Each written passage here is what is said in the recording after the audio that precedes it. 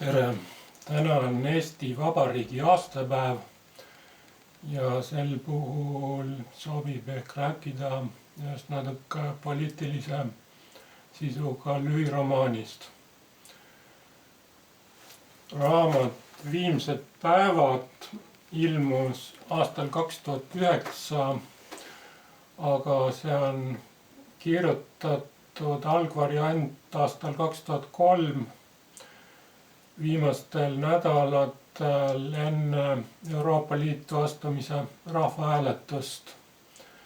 Viimast peatükki on kirjutatud kauem, kuigi see räägib rahvahääletuse päevast. Mul on ilmunud 6 raamatut, neist 2 on proosaraamatud. See on minu teine proosaraamat, aga algkäsikiri on kirjutatud varem kui enne seda ilmunud ajalugu unenägudes. Aastaks 2009 veel natuke toimetasin käsikirja, muutsin tegelaste nimesid ja Piret Pristal lisas saatesõna kirjastuse tellimusel. Raamat on andnud välja Kirjastus Iseseisvus, teised minu raamatud on ilmunud Kirjastus Ilmamaa. See raamat on esimene, kus on autori illustratsioone. Näiteks üks illustratsioon näeb välja selline. See on pastaka joonistusega skaneerimisel töödeldud mustvalgeks. Mina olin Euroopa Liitu astumise vastu, aga raamatus on toodud nii pooldajate kui ka vastaste mõtteid. Hakkasin aastal 1998 tegema juba kampaaniat Euroopa Liitu astumise vastu. Kõige rohkem kirjutasin Tartu Ülikooli listiserveri listi euro, kus toimus debatt, kas Euroopa Liitu astumine oleks hea või halb.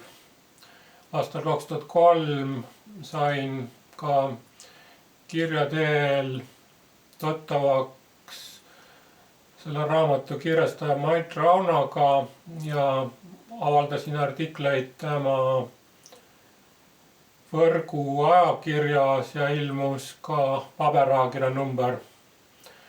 Ja raamatu idee on saadud samuti Mait Rauna raamatust Wake Up.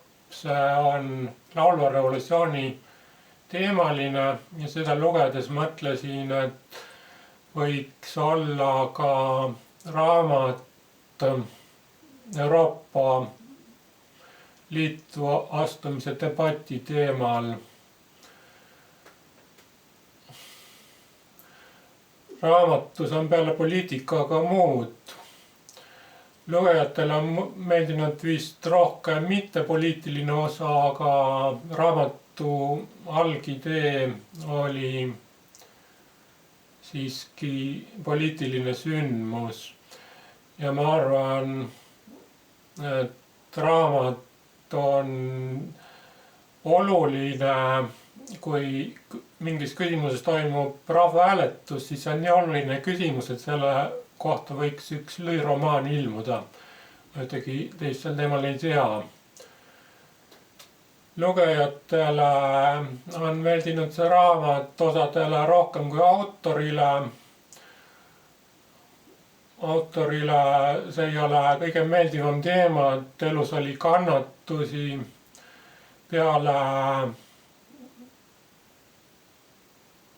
rahvahääletuse debatti on raamatus juttu ka enda elust nendel päevadel, kui raamatutes Uneriik ja ajalugu unenägudes on kirjutatud unenäod täpselt üles, siis raamat Viimsed päevad sisaldab samuti unenäo kirjeldusi, aga neid selles raamatus on veel pärast ärkamist edasi arendatud.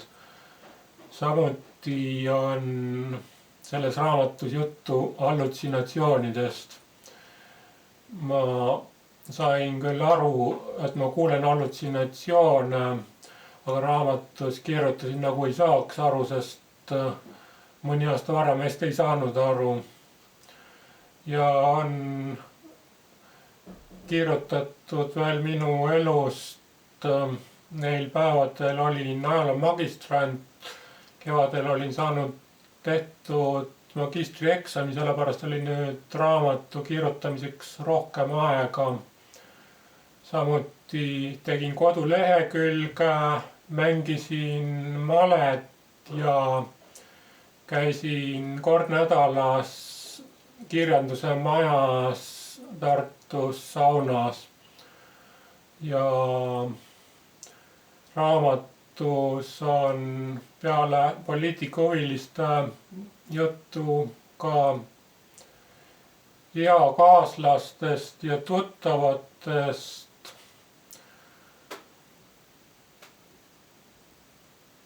Ja unenäod viivad kohati raamatu tegevuse ka varasematesse eluperioodidesse. Sellega ma täna lõpetan.